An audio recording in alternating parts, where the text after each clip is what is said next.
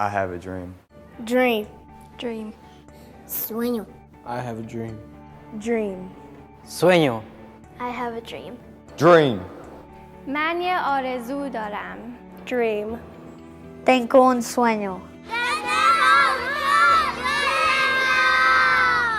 Dream. أنا عندي حلم. I have a dream.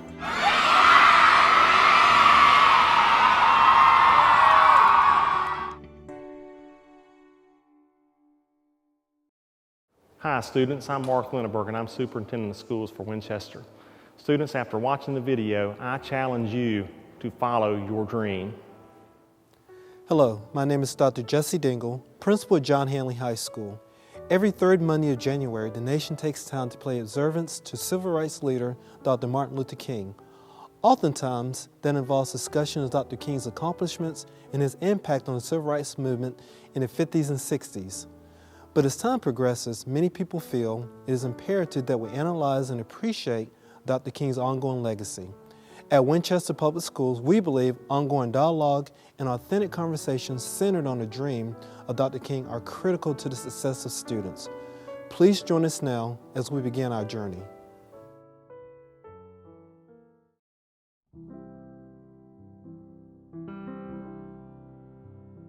I am happy to join with you today in what will go down in history as the greatest demonstration for freedom in the history of our nation. 50 years ago, a great American in whose symbolic shadow we stand today signed the Emancipation Proclamation. This momentous decree came as a great beacon light of hope to millions of Negro slaves who had been seared in the flames of withering injustice. It came as a joyous daybreak to end the long night of their captivity. But 100 years later, the Negro was still not free. But 100 years later, the Negro was still sadly crippled by the manacles of segregation and the chains of discrimination.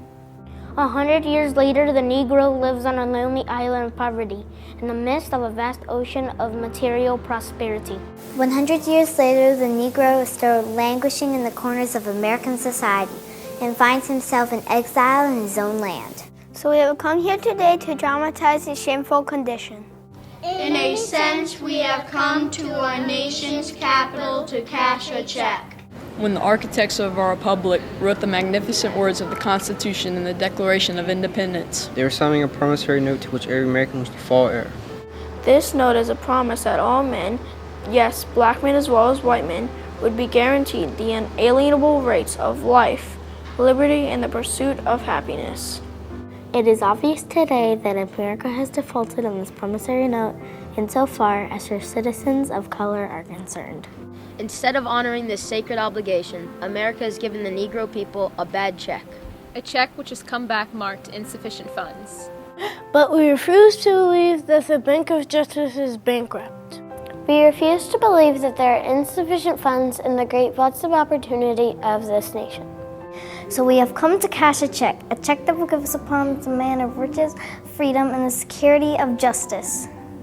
We have also come to this hallowed spot to remind America of this fierce urgency of now. This is no time to engage in the luxury of cooling off or to take the tranquilizing drug of gradualism. Now is the time to make real the promises of democracy.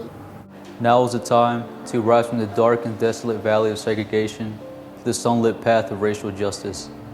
Now is the time to lift our nation from the quicksand of racial injustice to the solid rock of brotherhood. Now is the time to make justice a reality for all God's children. It would be fatal for the nation to overlook the urgency of the moment. This sweltering summer of the Negro's legitimate discontent will not pass until there is an invigorating autumn of freedom and equality. 1963 is not an end, but a beginning. Those who hoped the Negro needed to blow off steam and will now be content will have a rude awakening if the nation returns to business as usual. There will be neither rest nor tranquility in America until the Negro is granted his citizenship rights. The whirlwinds of revolts will continue to shake the foundation of our nation until the bright day of justice emerges. But there is something I must say to my people, standing on the warm threshold which leads into the palace of justice. In the process of gaining our rightful place, we must not be guilty of wrongful deeds. Let us not seek to satisfy our thirst for freedom by drinking from the cup of bitterness and hatred. We must forever conduct our struggle on the high planes of dignity and discipline. We must not allow our creative protests to degenerate into physical violence. Again and again, we must rise to the majestic heights of meeting physical force with soul force. This marvelous new militancy which has engulfed the Negro community must not lead us to a distrust of all white people. For many of our white brothers, as shown by their presence here today, have come to realize that their destiny is tied up with our destiny. They have come to realize that their freedom is inextricably bound to our freedom. We cannot walk alone. As we walk, we must make the pledge that we shall always march ahead. We cannot turn back. There are those who are asking the devotees of civil rights, when will you be satisfied? We can never be satisfied as long as the Negro is the victim of the unspeakable horrors of police brutality. We can never be satisfied as long as our bodies, heavy with the fatigue of travel, cannot gain lodging into the motels of the highways and the hotels of the cities. We cannot be satisfied as long as the Negro's basic mobility is from a smaller ghetto to a larger one. We can never be satisfied as long as our children are stripped of their selfhood and robbed of their dignity by signs stating, "For whites only." We cannot be satisfied as long as a Negro in Mississippi cannot vote and a Negro in New York believes he has nothing for which to vote. No, we are not satisfied, and we will not be satisfied until justice rolls down like waters and righteousness like a mighty stream. I am not unmindful that some of you here come from great trials and tribulations. Some of you come fresh from a narrow jail cell. Some of you come from an area where your quest for freedom has left you battered by the storms of persecution and staggered by the winds of police brutality. You have been veterans of creative suffering. Continue to work with the faith that unearned suffering is redemptive. Go back to Mississippi, go back to Alabama, go back to South Carolina, go back to Georgia, go back to Louisiana, go back to the slums and the ghettos of our northern cities, knowing that somehow the situation can and will be changed. Let us not wallow in the valley of despair. I say to you today, my friends, so even though we face the difficulties of today and tomorrow, I still have a dream. It is a dream deeply rooted in the American dream. I have a dream that one day this nation will rise up and live out the true meaning of its creed. We hold these truths to be self-evident, that all men are created equal. I have a dream that one day on the red hills of Georgia, that the sons of former slaves and the son of former slave owners will come together in the table of brotherhood. I have a dream that one day, even in the state of Mississippi, a state sweltering with the heat of injustice, sweltering with the heat of oppression, will be transformed into an oasis of freedom and justice. I have a dream that my 4 children will one day live in a nation where they are judged not by the color of their skin, but by the content of their character. I have a dream today.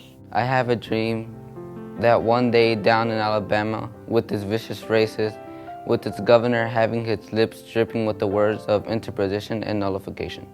One day, right there in Alabama, little black boys and black girls will be able to join hands with little white boys and white girls as sisters and brothers. I have a dream today. I have a dream that one day every valley shall be exalted, every hill and mountain shall be made low.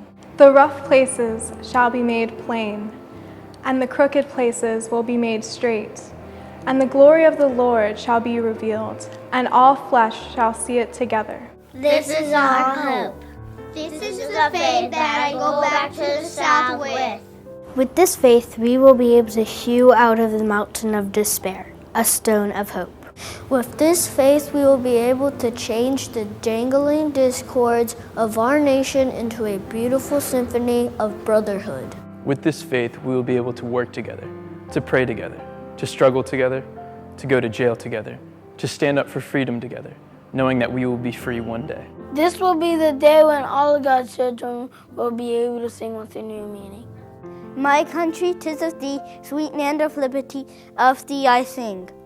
Land where my fathers died, land of the pilgrim's pride, from every mountainside let freedom ring. And if America is to be a great nation, this must become true. So let freedom ring from the prodigious hilltops of New Hampshire. Let freedom ring from the mighty mountains of New York. Let freedom ring from the heightening Alleghenies of Pennsylvania. Let freedom ring from the snow-capped Rockies of Colorado. Let freedom ring from the curvaceous slopes of California. But not only that, let freedom ring from Stone Mountain of Georgia. Let freedom ring from Lookout Mountain of Tennessee. Let the freedom ring from Mary Hill, Mole Hill, and Mississippi. From every mountainside, let freedom ring. And when this happens, when we allow freedom to ring, when we let it ring from every village and every hamlet, every state and every city, we will be able to speed up that day.